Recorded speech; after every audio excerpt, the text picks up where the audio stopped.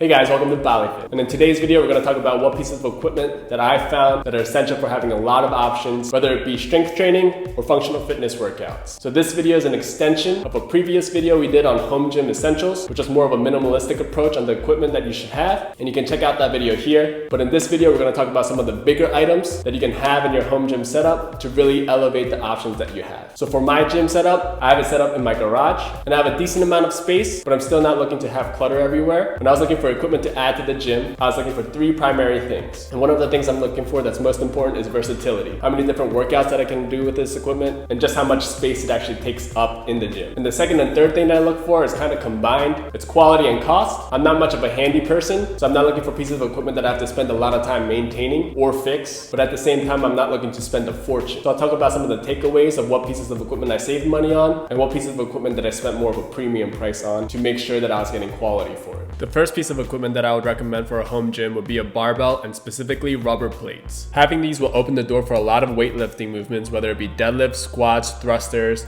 and the list goes on. This opens the door to a lot of strength conditioning and high intensity workouts that will really elevate your fitness options to the next level.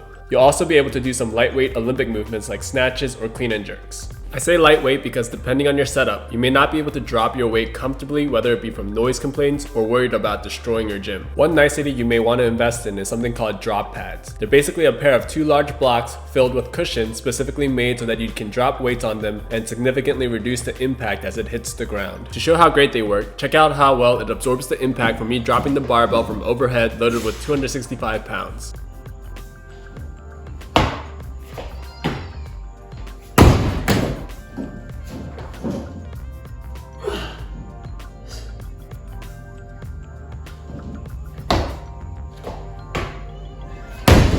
The second essential piece of equipment is an air bike or a rower. They're both fantastic pieces of equipment to add resistance to your cardio workouts, especially if you're not too into running. If you're in the market for an air bike, I believe there's really only one brand you should be looking at, and that's the Rogue Echo bike. With the Rogue bike, you can tell that it's built with quality. There's a premium seat cushion and everything just operates so much more smoothly than its competitors. I opted for a bike over a rower for two main reasons. It feels a little more varied because it gives me the option to do sprint intervals that really spike up my heart rate in a way that's harder to obtain on a row sprint. And if you want to, you can also take a more casual pace for a more steady state cardio workout. The second reason is that it's slightly more compact and smaller, and a bonus is that it's slightly less expensive. The last home gym essential for me is some kind of rack with a few key accessories. I'll go into a little more detail in a bit, but the rack that I have is a Rogue SML3 with a pull-up bar. So the rack is going to allow you to work heavier strength training movements like the squat, bench press, and strict press. But as long as you have the ceiling space, having that pull-up bar is essential because it's going to open the door for so many gymnastic moves.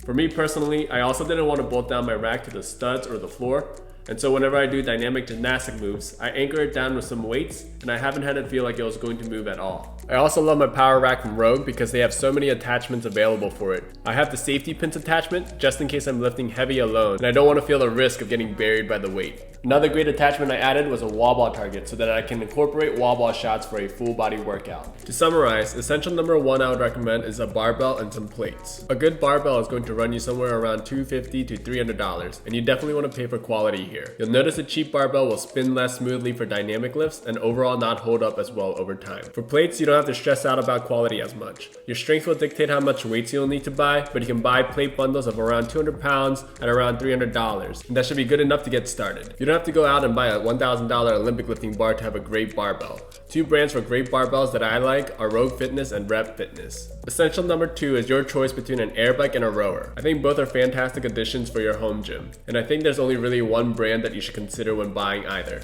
If you're looking for a bike, get the Rogue Echo bike. It's made with top quality and you're not going to be spending time maintaining it. And if you want a rower, Concept 2 is well known in the field for being a reliable product and being the gold standard for rowers. Rogue will have sales from time to time, but the bike will cost you anywhere between $750 to $800. Concept 2 offers a couple of options for rowers. There's an older but perfectly fine model for about $900, and there's a newer one for $1,100. If you're spending more than $1,100 for a rower, someone is trying to upsell you. Last but not least, let's talk about essential number 3, the rack. I would also highly recommend that if you have the height clearance, to also add a pull-up bar. It really is that important. Now the cost can fluctuate a lot for the racks. There's options offered by reputable brands like Rep Fitness that start as low as $275 that can do most of the things that you saw in the video. It's important to note that some of the more expensive options will probably give you more flexibility on what you can add to the rack. You don't have to go too expensive here if you don't want to. Brands like Rep Fitness and Titan Fitness offer cheaper alternatives that don't sacrifice quality. But also don't be going out and getting a cheap set from Amazon Basics. For a cost reference, I decided to splurge on the Rogue SML3 rack with a half rack conversion kit, which ended up close to $850. I also added the attachments for the wall ball target and safety pins for an additional $110 to bring the total cost for the rack to about $1,000. I hope you guys found this video helpful, especially if you're looking to start your own gym. If you got some benefit out of it, make sure you like the video and subscribe to the channel. That way we can stay connected for future fitness content. And if you have any questions about anything that you saw in the video, leave a comment below and I'll try to get to it. I'll see you guys for the next video.